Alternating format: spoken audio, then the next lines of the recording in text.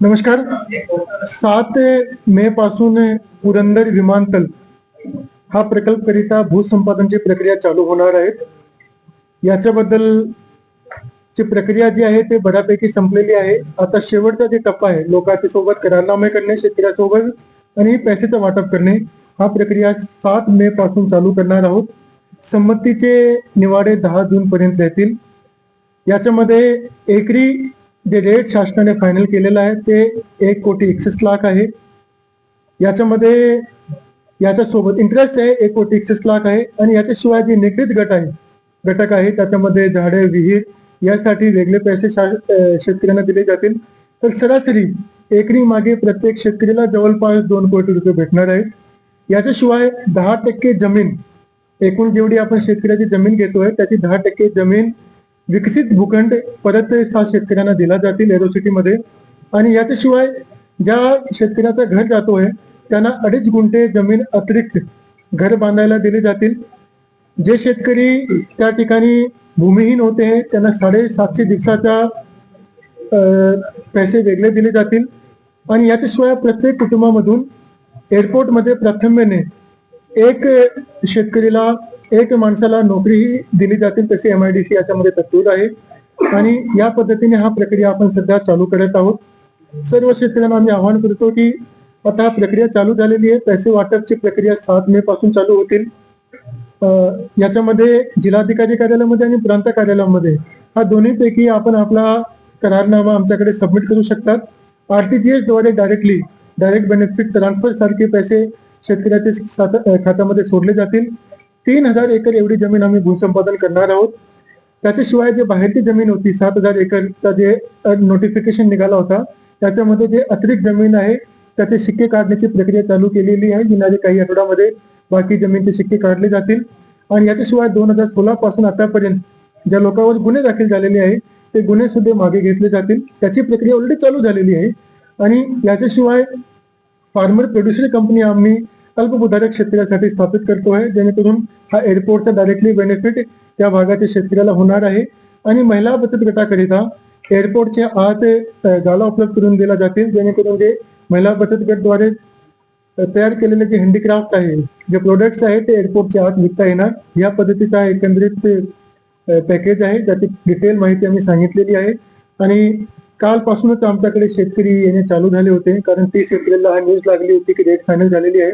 तर काल एक दिवशीमध्ये आम्हाला 433 एकर एवढी जमीनचे करारनामे आमच्याकडे शेतकरी सबमिट करून गेलेले आहेत. 3,000 पैकी 1,500 एकरचा भूसंपादन झाला की इमिडिएटली राज्य शासनाद्वारे एअरपोर्टसाठी टेंडर काढला जातील आणि पुढची प्रक्रिया चालू होतील. आणि अपेक्षा असा आहे की ऑक्टोबर-नोव्हेंबर दरम्यान प्रत्यक्ष एअरपोर्टचं काम पुण्यामध्ये चालू होतील. आणि याच्यामुळे पुण्यामध्ये IT इंडस्ट्री आणि GCC इंडस्ट्री त्याला खूप मोठ्या प्रमाणावर एक संधी मिळणार आहे. आणि त्याचा फायदा मात्र पुण्याला नसून पूर्ण पश्चिम महाराष्ट्राला आणि संपूर्ण महाराष्ट्राला याचा फायदा होतो.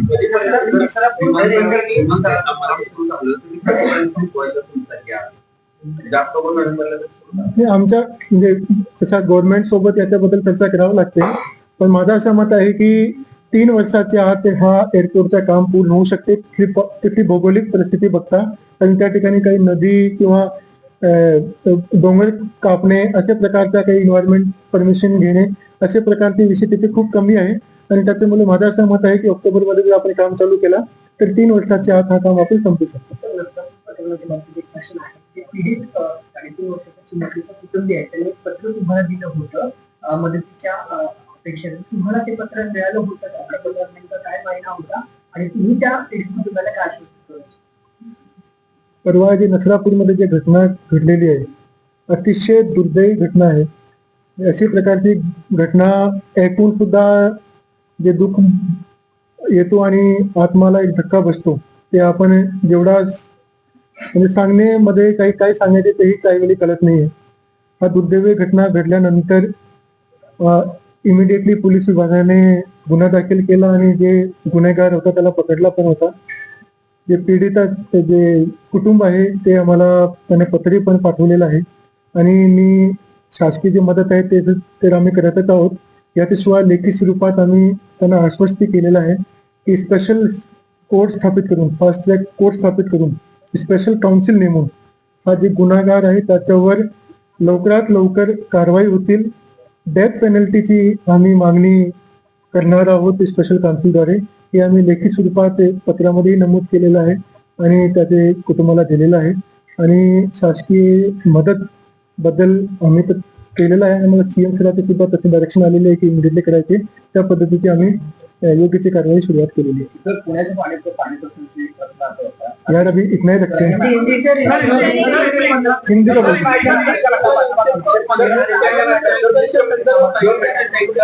पुण्याच्या पाणी प्रश्नाची पूर्णपणे इन्व्हेस्टिगेशन झालेलं आहे. तुम्ही स्वतः जिल्हा दंडाधिकारी आहात. आज महापौरांनी त्यांच्या अधिकारामध्ये 21 नोव्हेंबरची पाणी कपात रद्द केली. मुळात आहे पाणी पुरवताना नाकी नव्हतं. ईसीएमसी मध्ये एक दिवस पाणी जातं तर बरोबर जातं. पण मला एक असं म्हणायचं आहे की हे अनकम्युनिकेशन कसं म्हणून, कारण पाणी आहे ते पुरत नाही. आम्ही याच्याबद्दल इरिगेशन डिपार्टमेंट आणि महापालिका सोबत आमची ऑलरेडी बैठक झालेली आहे. आमची बहुतेक शुक्रवारीला एक आणखीन बैठक आहे आणि याच्यामध्ये पाणी सोबत आणखीन एक विषय आहे की जे टँकर आहे त्याच्यावर सुद्धा काही सिस्टम राबवणे आवश्यक आहे. तर आम्ही मागच्या वीकला एक मीटिंग घेतली होती आणि त्याच्यामध्ये असा निर्णय घेतलेला आहे की ओटीपी द्वारे, म्हणजे ओटीपी पाठवून काही गावामध्ये हे प्रयोग पीएमसीने ऑलरेडी केलेला आहे.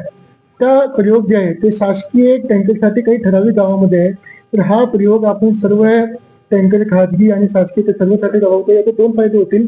एकतरी ते पाणी कुठून उचलला जातोय तो आपल्याला माहिती मिळेल, ते मुवमेंट कुठे होते तेही मिळेल. आणि मध्ये जे 2-3 घटना घडली की काही ऍक्सिडेंट झाले, काही लोकांचे मृत्यू झाले, नंतर सापडला की त्या टँकरवाल्याकडे जो ड्रायव्हर होता त्याच्याकडे लायसन्स नव्हता. तर अशा प्रकारची गोष्टी होणार नाही.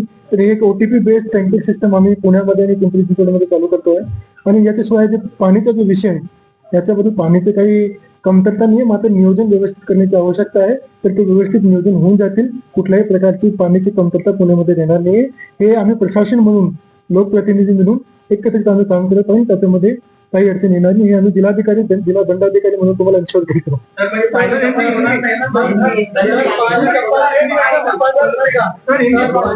एअरपोर्ट वाला विषय थोडा पाणी कपात बद्दल आता एज्युकेशन डिपार्टमेंटने एक पत्र महापालिकेला दिला होता आणि त्याच्याबद्दलच मी म्हणालो की आमची शुक्रवारीला महापालिका एज्युकेशन सोबत बैठक आहे आणि त्याच्यामध्ये योग्य ते निर्णय घेतले जातील. एवढा इन्शुअर करतो पुण्यामध्ये पाण्याची कमतरता नाही राहणार. आणि सर काल 15 तर याच्यामुळे असं नाही झालं पाहिजे की आमच्या एअरपोर्टची न्यूज खाली जाईल. आम्ही पुण्यामध्ये मुंडवा प्रकल्प झाल्यानंतर एक विशेष मोहीम राबवली होती. त्याच्यामध्ये जेवढी क्लास 2 जमीन आहे हे सर्व क्लास 2 जमीनची आम्ही तपास केली, जे अगदी 1950 पासून वाटप केलेली आहे. त्याच्यामध्ये जवळपास 2250 जमीनचा आम्ही तपास केला आणि त्या तपास ह्यासाठी केला होता की जे जमीन आम्ही लोकांना दिलेली आहे त्याचा योग्य वापर झाला आहे किंवा नाही, किंवा आम्ही जेव्हा जमीन देतो, शासकीय जमीन देतो, त्या जमीन जे आहे ते एक शर्तीवर देतो, तर त्या शर्तीचा भंग झाला आहे किंवा नाही.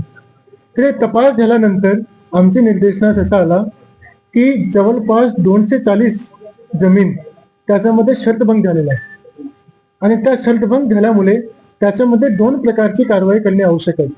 एक की त्या जमीन ज्या धारक आहे त्याच्यावर दंड लावून ते नियमाकुल करणे, तर त्याची प्रक्रिया आम्ही चालू केलेली आहे. आणि दुसरा, जे हा दंड लावून सुद्धा नियमाकुल होऊ शकत नाही ते शासन जमा झाली पाहिजे, तर त्याची आम्ही शासन जमाची प्रक्रिया चालू केलेली आहे. याच्यामध्ये आतापर्यंत मागच्या 1 आठवड्यामध्ये आम्ही 15 जमीन शासन जमाचे आदेश आम्ही ऑलरेडी काढलेले आहे.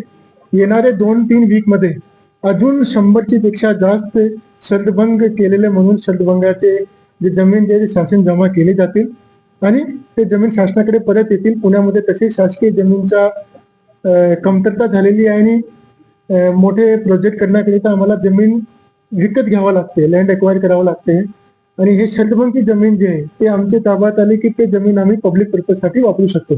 तर त्यासाठी हा म्हणजे आताचे शर्तभंग नाही आहे, ते मागचे बरेचसे वर्षाचे शर्तभंग आहे. तर ते शर्तभंग कधी झाले असेल, 1995 मध्ये झाले असेल किंवा 2023 मध्ये झाले असेल. हे आम्ही 4-5 महिन्याची एक मोहीम राबवली.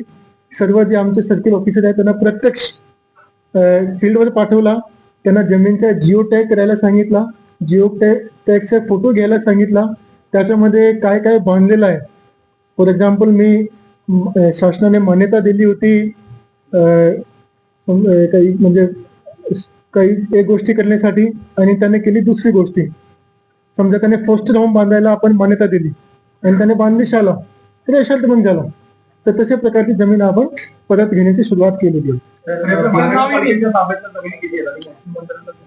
नाही, महापालिकाची आम्ही जे सर्व शर्तबंदची जमीन काढली ना, त्याच्यामध्ये त्याची 2-3 ठिकाणी शर्तबंद होती, बाकी नव्हती.